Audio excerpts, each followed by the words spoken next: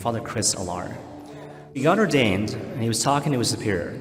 And the superior said, well, okay, so you've just been ordained after a long period of formation. Probably you're going to go on vacation and spend time with your family. And he said, no, I'm going to go to a remote place where they've lost a sense of God.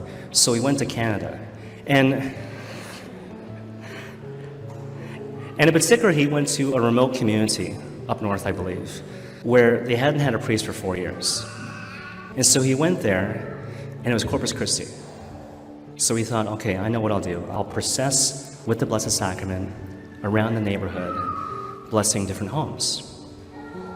And people said to him, Father, it's not going to work. Over the years, people have completely lost the faith. And so now all you have left are old women and their grandchildren. There are no young men, there are no middle-aged people who believe in God, who believe in Christianity. So he's like, okay, fine. So he took the monstrance with the lunette, with Christ in the center and the Holy Eucharist, followed by all sorts of old women and their grandchildren. And he went around the neighborhood, blessing the different houses. And all of a sudden there was this guy from afar. He started shouting and cursing. Not just at the priest, but specifically at the Holy Eucharist. You get that blankety blank thing out of here. And he was with someone else, another man. And he kept on shouting and shouting and shouting, and Father Chris just kept on walking and walking. And then finally that guy came off his porch, and he had a huge knife, and he was approaching Father Chris in the procession. Now at this point, Father Chris thought two things.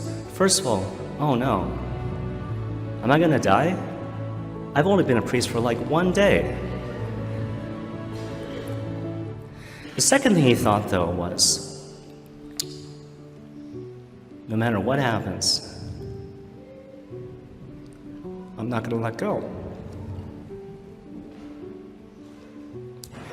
And what happened, that guy came up with a knife. And he reached up, and he could tell he wanted to desecrate the Holy Eucharist. And all of a sudden, he pulled his hand back, and he started screaming in pain. What happened? When he touched the monstrance, his whole palm was burnt. And all the women and children, they fell to their knees. And the guy accompanying the guy with the knife said, you just go on right ahead.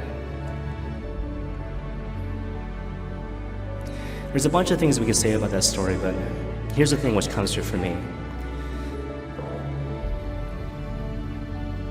You think about all the characters in that story.